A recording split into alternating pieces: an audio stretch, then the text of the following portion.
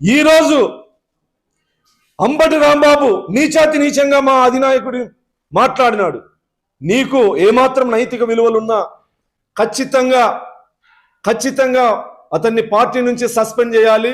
లేకపోతే నేను చెప్తానను కదా, వాడు ఎక్కడ కనిపించినా, అంబటి రాంబాబు అనేవాడు ఎక్కడ కనిపించినా మాకింతకంటే భవిష్యత్తు మీద ఆశ లేదు.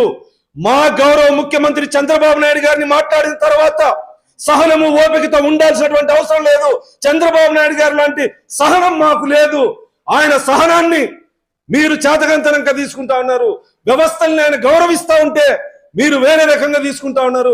ఖచ్చితంగా నీలాంటి నీచుల్ని నడి రోడ్డు మీద చెప్పులతో కొట్టి ఊరేగించే రోజు దగ్గరలో ఉంది. అంబటి రాంబాబు, మీ అధినాయకుడికి కూడా ఈ సందర్భంగా హెచ్చరిస్తా ఉన్నా, అలాంటి నీచుల్ని పార్టీ నుంచి సస్పెండ్ చేస్తావా, లేదంటే నీ కూడా అంబటి రాంబాబుకు పెట్టే గత పడుతుందని కూడా ఈ సందర్భంగా హెచ్చరిస్తా ఉన్నా.